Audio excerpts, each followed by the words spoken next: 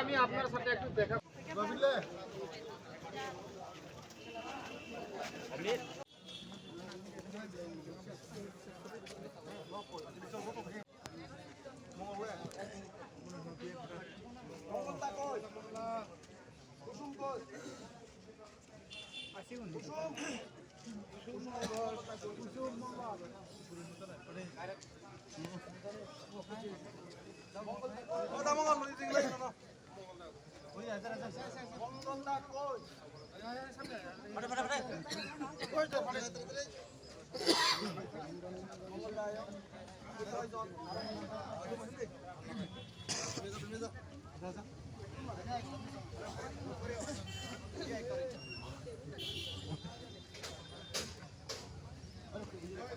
আপনাদের কাছে আছে।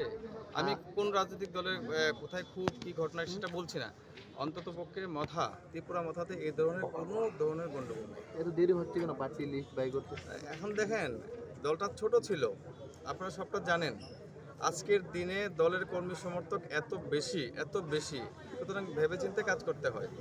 আমি দিয়ে দিলে বললেই তো হবে না। আমরা চাইছি একটা পরিষ্কার পরিচ্ছন্ন সরকার এবং সত্যিকারের মানুষের হারিয়ে যাওয়া অধিকারটাকে আবার ফিরিয়ে দেওয়া, আর হারিয়ে যাওয়া জাতিগুলিকে রক্ষা করা, এই সমস্ত বিষয়গুলি নিয়ে আমাদের যে লড়াই, সেই লড়াই সংগ্রামের বেসিসের উপর ভিত্তি করে আমাদের পার্টি দিতে হয়। চাইলেই টিকিট দেওয়া যায় না।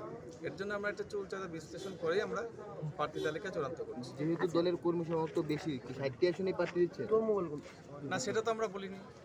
দলের আমাদের সুপ্রিমো তো সেটা বলেননি, আমরা কখনোই সে কথা বলিনি। আমরা বলেছি যেখানে যেখানে আমাদের শক্তি আছে সেখানে সেখানে আমরা লড়াই করছি, এবং বিশ্বাস করেন আপনারা দেখবেন ভোট বাক্সে প্রমাণিত হবে।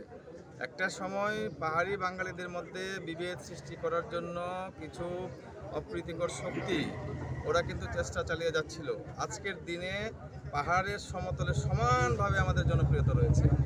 আপনি যদি সুযোগ থাকে, সময় থাকে, এই সুরমা বিধানসভা কেন্দ্র একবার ঘুরে আসবেন, আপনি দেখবেন পাহাড়ে আমাদের মাত্র 18খানা বুথ পোলিং স্টেশন রয়েছে, আর বাকিগুলি সমতলে 60টার মধ্যে।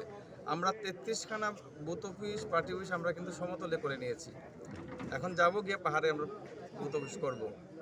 তো এতে করে প্রমাণ হয় যে রাজ্যের মানুষ স্বতঃস্ফূর্তভাবে আমাদের সমর্থন করছে। আচ্ছা, আইপিএফটির প্রার্থী তালিকা ঘোষণা হয়েছে, বিজেপিরও প্রার্থী তালিকা ঘোষণা হয়েছে, সেখান থেকে কি কারোর নাম আমরা নতুন মুখ দেখতে পাবো ত্রিপুরা মথার প্রার্থী তালিকায়? এইগুলি তো অন্য বিষয়। আপনি কি আইপিএফটির ভাবে চলবে, বিজেপির ভাবে চলবে, সিপিএমের ভাবে চলবে। আমরা আমাদের যে মূল উদ্দেশ্য, সেই উদ্দেশ্য অনেকবার আমাদের মহারাজা বলেছেন, আমরা সেটাকে সফল করার জন্য আমাদের যা করণীয় আমরা সেটা করছি। গ্রেটার ত্রিপুরাল্যান্ড হতেই পারে। সংবিধান সংশোধন করার দায়িত্ব রাজ্য সরকারের না, সেটা কেন্দ্রীয় সরকারের। আমার দাবি কেন্দ্রীয় সরকারকে আমি জানাতেই পারি, সেটা দেওয়া না দেওয়ার বিষয়টা সম্পূর্ণভাবে নির্ভর করে কেন্দ্রীয় সরকারের উপর। দাবি জানাতে তো অসুবিধা নাই, একটা বেকার, তার তো চাকরি যাওয়ার অধিকার আছে। সেদের চাকরির জন্য লড়াই করে, কর্মসংস্থানের জন্য লড়াই করে, সেটা তো ভুল না। আমি আমার দাবির জন্য লড়াই করতেই পারি। সেটা দেওয়া না দেওয়ার বিষয় কিন্তু সম্পূর্ণভাবে নির্ভর করে ভারতের কেন্দ্রীয় সরকারের উপর। সম্ভব হয় না। আমাদের পার্টিরা ত্রিপুরার মাটিতে জন্ম, পার্টিটা ছোট, আমাদের কর্মী সমর্থক আজকের দিনে এই দেশের যত বড় বড় রাজনৈতিক দল আছে ওদের থেকে অনেক বেশি। তো আমরা যেখানে দাঁড়াবো সেখানে জিতবো, এতে কোনো সন্দেহ নেই। মানুষ আমাদের, এখন আমরা মানুষের কাছে যেতে পারছি না, মানুষ আপনাদেরকে ডেকে নিয়ে যাচ্ছে যে আসুন আপনাদের বাড়িতে, আমরা আপনাদের সমর্থন দিচ্ছি, আমরা আপনাদের দলে যোগ দেব। আপনি যেখানে যাবেন ত্রিপুরা সর্বত্র ত্রিপুরা যেমন চলছে। আচ্ছা, তো এই মুহূর্তে দাঁড়িয়ে যদি এমনটাই হয় যে যে কোনো জায়গা থেকে দাঁড়ানো যেতে পারে, তবে সেখানে কি একটি মতবিরোধ সৃষ্টি হচ্ছে? না, মতবিরোধের কোনো বিষয় নাই। আমরা তো আগেই বলেছি যেখানে যেখানে আমাদের শক্তি আছে আমরা ওখানেই যাব, যেখানে আমাদের শক্তি নেই সেখানে আমরা যাব না।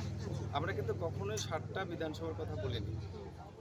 আমাদের যিনি সুপ্রিম বস, আমাদের পার্টির চেয়ারম্যান, আমাদের এই মানিকপুর ডাইনেস্টির বর্তমান স্পষ্ট বার্তা দিয়েছে, যেখানে যেখানে আমাদের শক্তি আছে আমরা সেখানে সেখানে লড়াই করব, এবং যেমন আমরা দেখছি, আমরা কিন্তু স্বতঃস্ফূর্তভাবে মানুষের সমর্থন করছি। আপনি ত্রিপুরার যে কোথাও যাবেন সেখানে আপনি দেখবেন স্বতঃস্ফূর্তভাবে সমর্থন হচ্ছে। আমি বিশেষ করে যখন সুরমা বিধানসভায় দেখি, আমি আপনাকে কি বলবো, আমি ভাবতেও পারিনি ওই সুরমা বিধানসভা এলাকার মানুষ আমাদেরকে এতভাবে গ্রহণ করবে, এত ভালোভাবে গ্রহণ করবে। আজকের দিনে আমার কাছে অজস্র ফোন আসছে যে আপনি আসেন, আপনার সঙ্গে আমরা দেখা করবো, আমরা জয়েন করবো। আমি আপনাকে বলছি, আপনাকে আমাদের এখন বড় জনসভা করার মতো সময় নাই।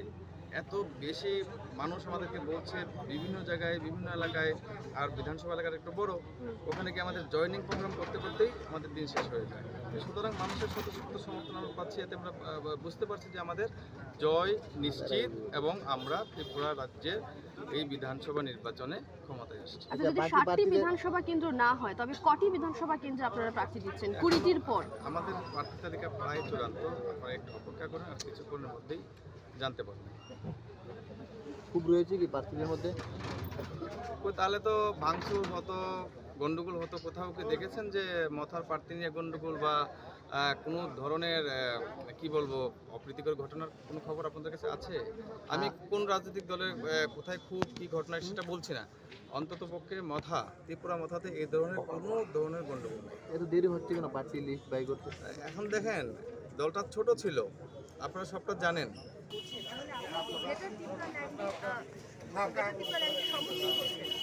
গ্রেটার ত্রিপুরাল্যান্ড এটা একটা আর্মি ক্যান্টনমেন্টের মতো বা হেডকোয়ার্টারের মতো, যেখানে হিন্দু সুরক্ষিত, মুসলমান সুরক্ষিত, জাতি সুরক্ষিত, জনজাতি সুরক্ষিত।